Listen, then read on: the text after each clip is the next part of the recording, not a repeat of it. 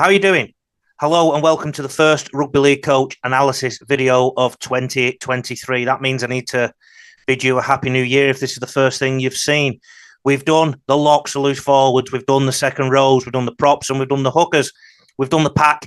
So now we're looking at fullback and what a nuanced position that is. What I'm doing today is I'm showing you footage of Ben Jones-Bishop, who's played plenty of Super League, but he's now playing in the lower divisions in England, but also played for Jamaica in the recent World Cup, but very experienced. Callum Gromek is a Polish fullback. So I've took footage from the recent Poland-South Africa game again.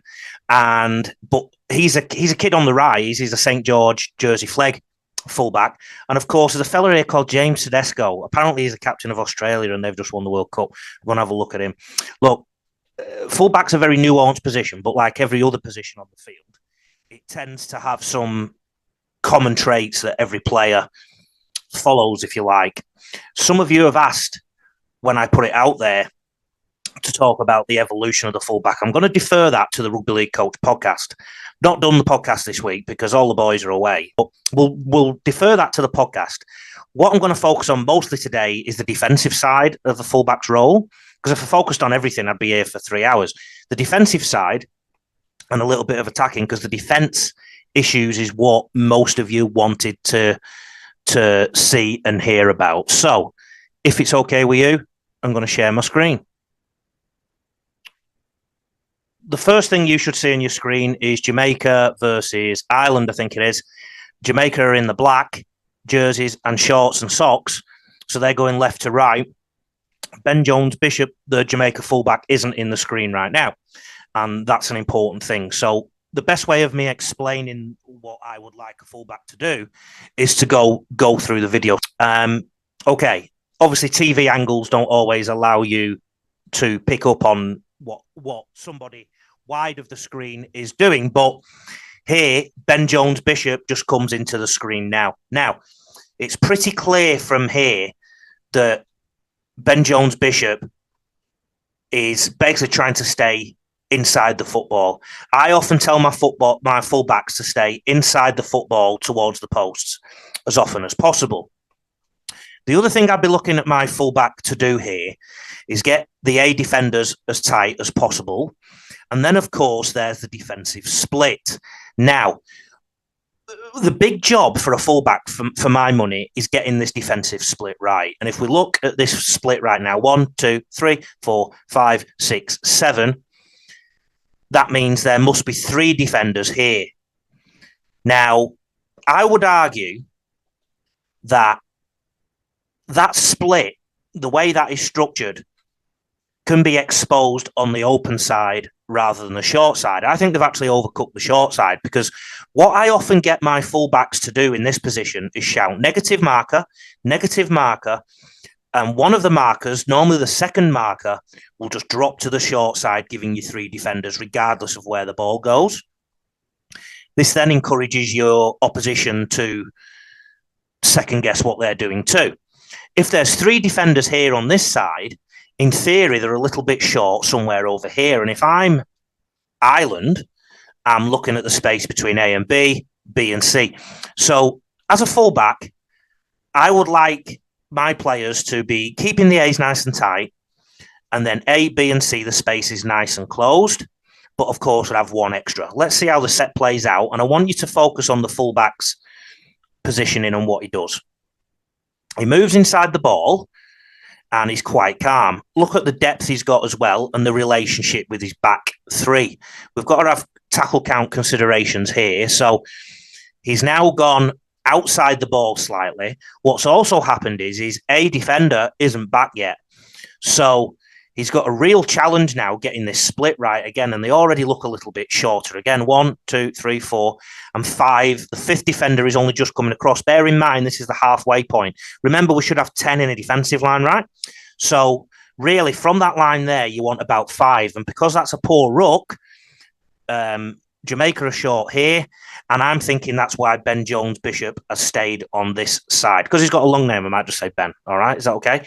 He stayed on this side of the play the ball. A lot of you have asked about positioning for a fullback, and you've got to read the game. You've got to be good at reading the game. And I think Ben has done well to read the game here because of where Ireland are attacking and where his defence is at.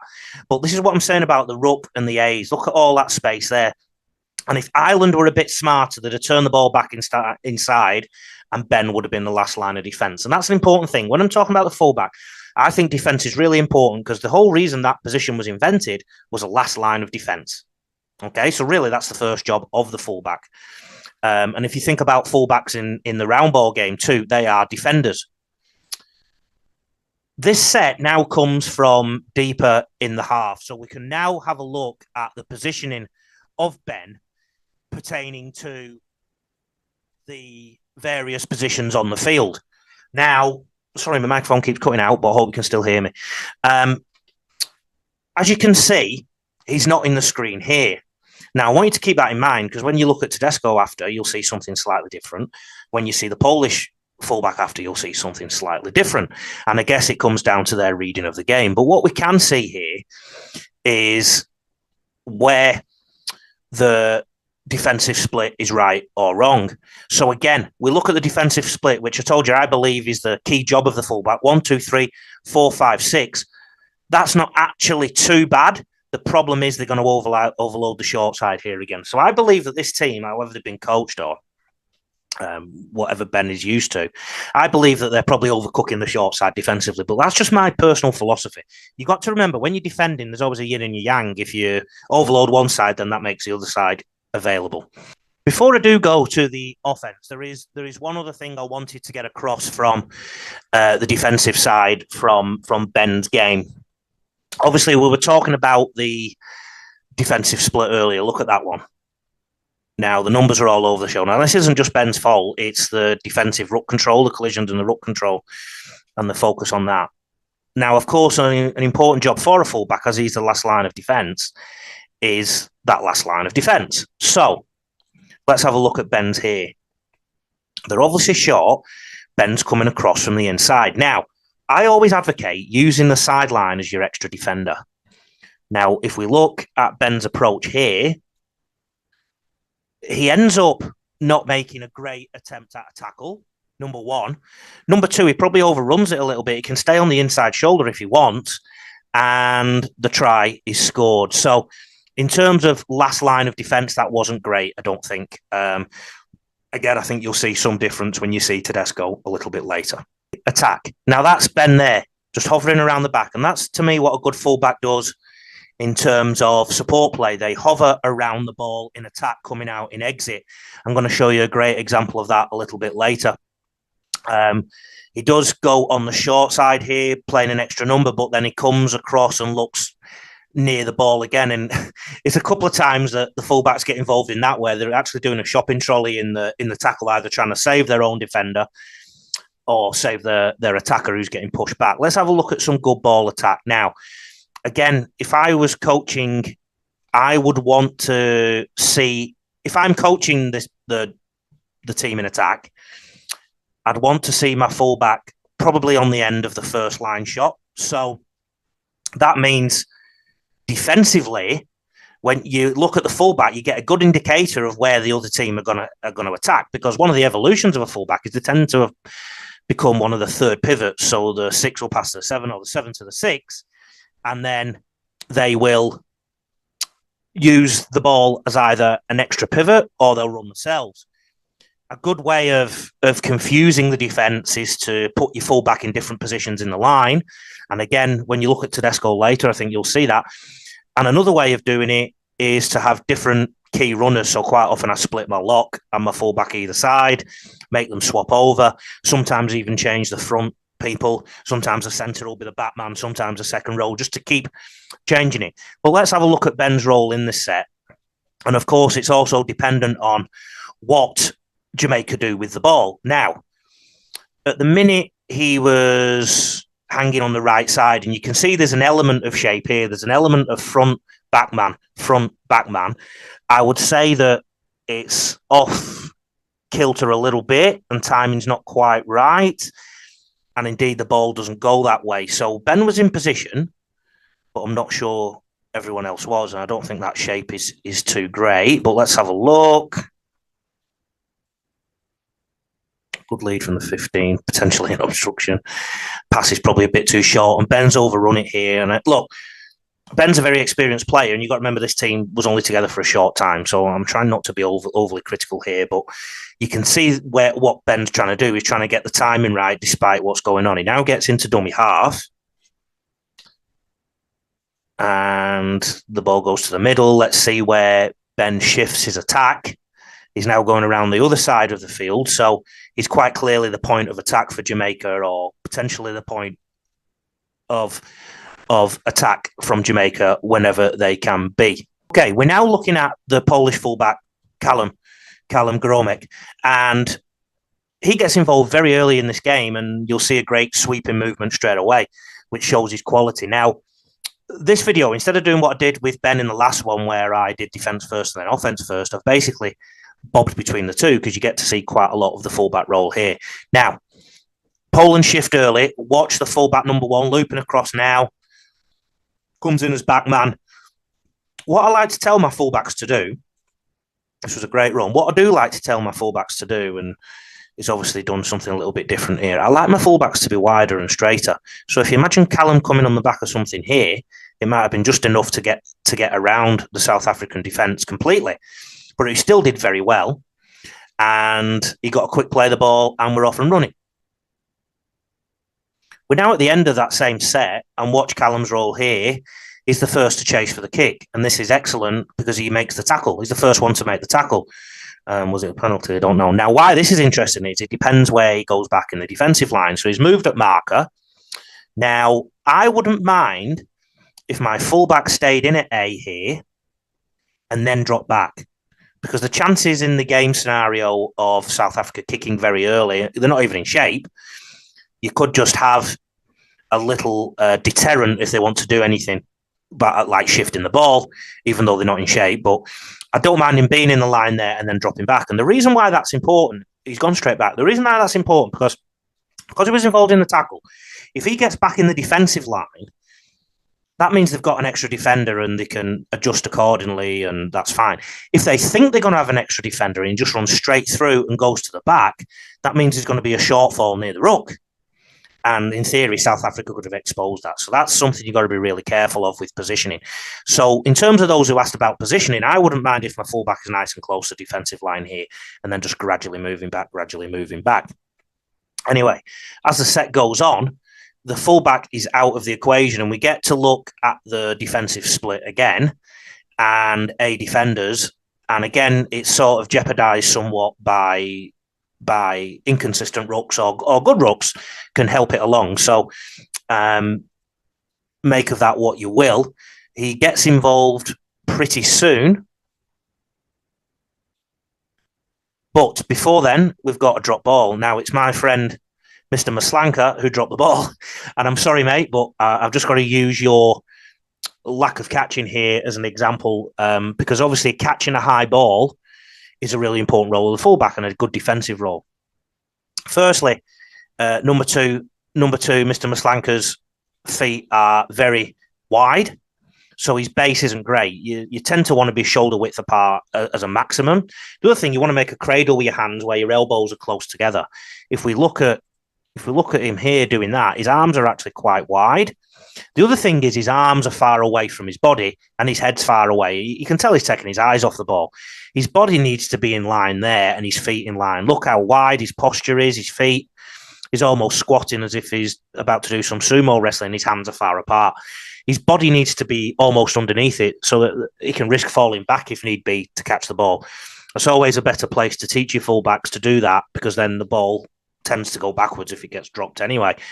But yeah, you're never going to catch it if your hands are that far apart. So cradle, elbows nice and tight, feet and body close to the ball. Now, this is important because we now get to see Callum's role at the back pertaining to defending in your own 10.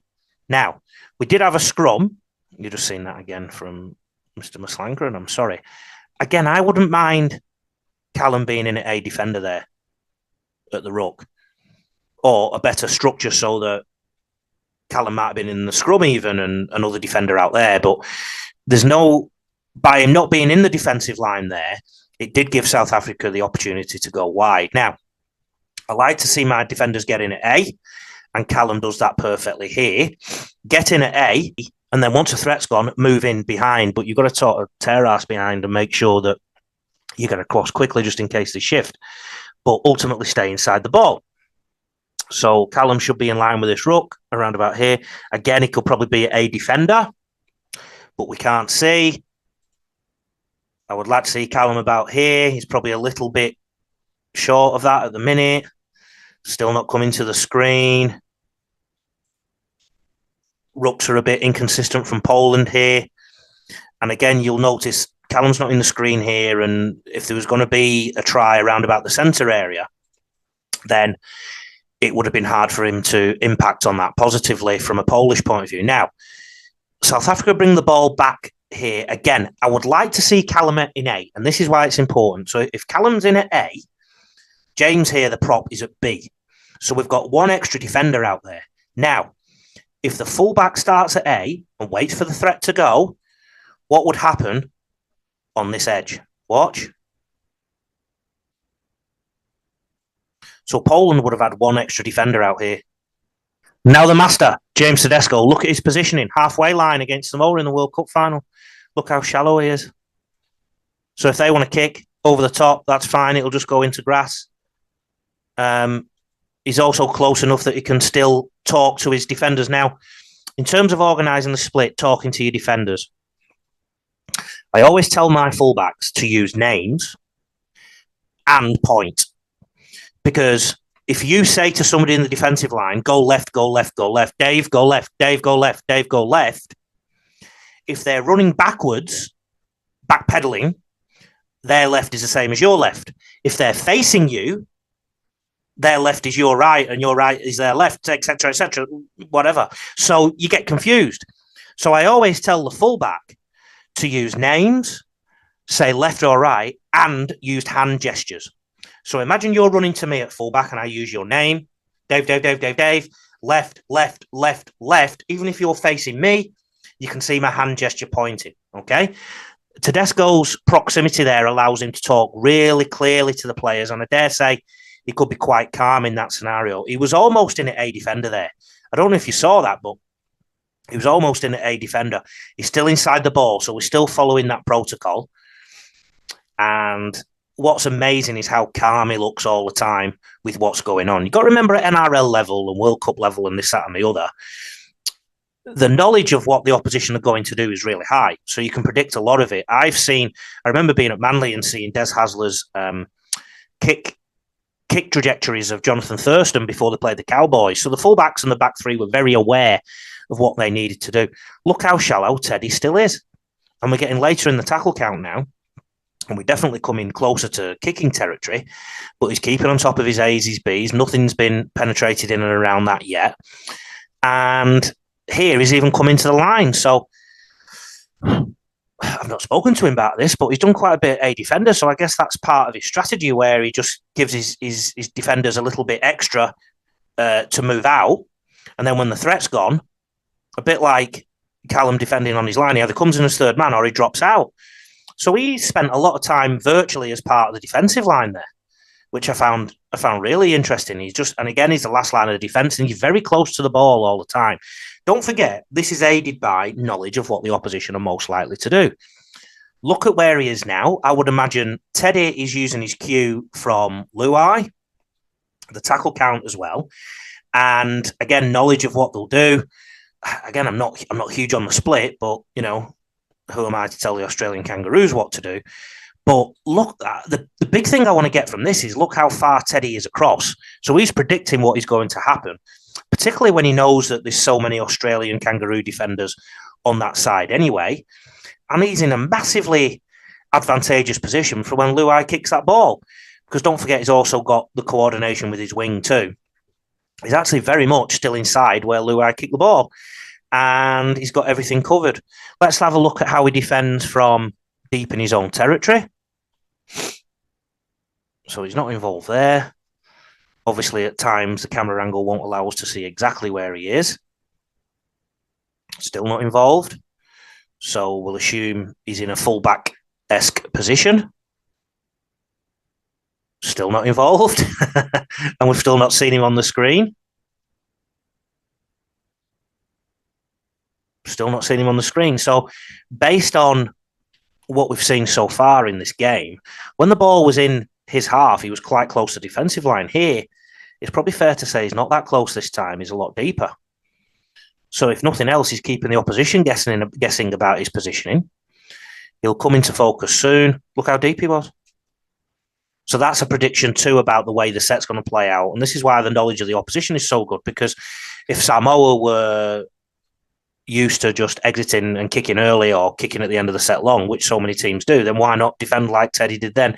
Although there's always a yin and yang, you're always open to the kick over the top, the short kick over the top, the chip and chase. Now he's not even in the picture.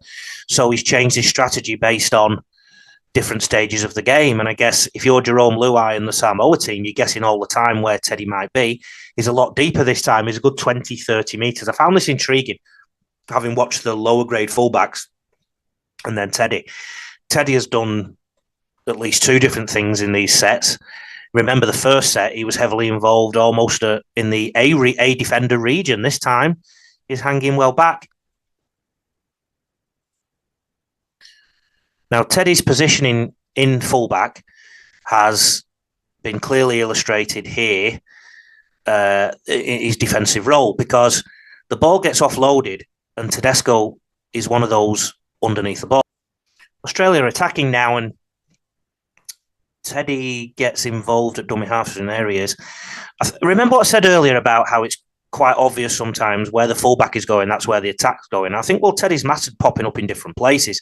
He was in there at dummy half and actually offloaded the ball. So that's not typical for a fullback in that kind of scenario, because you've also got Isaiah Yeo who's going to use his hands here. Here he is turning back inside and having a crack on the inside. Teddy's done the complete opposite to what the other fullbacks have done in the previous clips. And the person at the back here, I think it was a second row, Martin, was it? Oh, no, Whiten, my apologies, was probably playing the role that you'd expect the fullback to.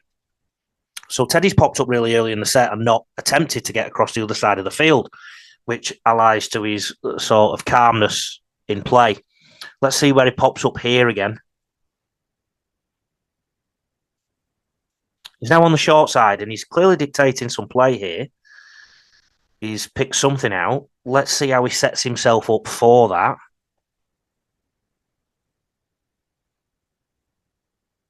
He's the back man here, look. He's the back man. So that's the more traditional role, and didn't get there. Instead, he stayed on the short side, and you'd be forgiven for thinking the ball is coming this way. Luai seems to think it is.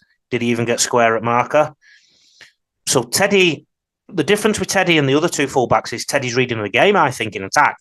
He seems to be also an important fulcrum of the Australia attack. He's back man again, but the ball goes the other way. And I guess when you're in a good side like this, you don't have to be the only point of attack. That's the key thing. Whereas in a lower grade side, you do have the pressure to be the point of attack. Now, remember Ben Jones-Bishop earlier supporting the play the ball through the middle. Remember Callum actually looped round very early. Now watch this for support play, and Queensland fans will have some nightmares about this, because this is the kind of thing he used to always do to Queensland, and probably still does, but they've got a little bit wiser to it now. Watch this. He's supporting in the middle. He's pointing to Josh Adokar where to go, and who's on the inside to support James Tedesco. Real key role for a fullback, that support play, because you can go anywhere. You've got a free rein, really. Again, he wasn't involved in any backline play there, but he's hanging on the right. So this time he's in a more conventional fullback position that we'd think.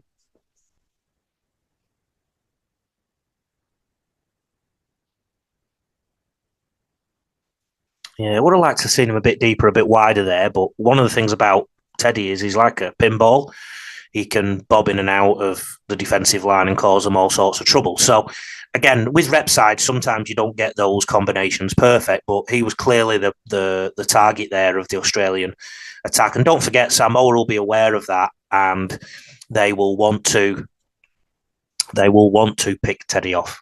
So the fullback position is very nuanced. So, like I say, I could have analysed that forever. Different fullbacks do slightly different things, but let's go through it in order. defensively.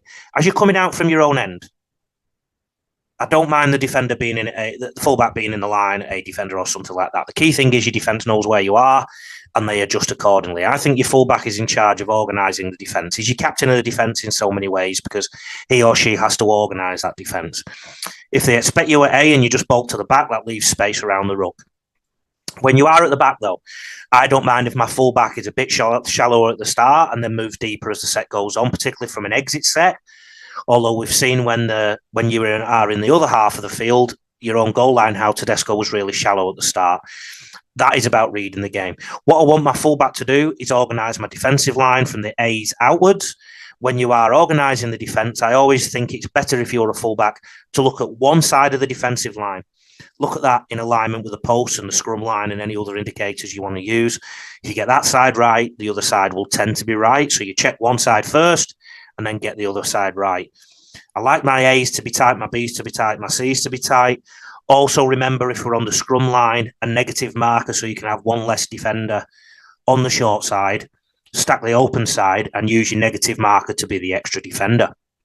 On your own goal line, come in at A, and then once the threat has gone past, move in behind. I hope that's answered so many of your defensive questions. Offensively, supporting the football on exit sets, in good ball, I think we've seen all the fullbacks do slightly different things. I think traditionally or recently, the fullback tends to be that third pivot, if you like, or the third runner stroke pivot. Or I think Darren Lockyer was a key in changing the way that was looked at. But I think teams are starting to read that now. So make your fullback part of a 2 or 3 person attacking structure that can pop up as that back person all the time just to keep them guessing. And somebody like Teddy can also get involved in the actual structure of the set. I hope that's answered some of your questions. And let's face it, it's quite a nuanced position. So we probably went in a few different directions there. So next, it's the wings. Take care. Speak to you soon.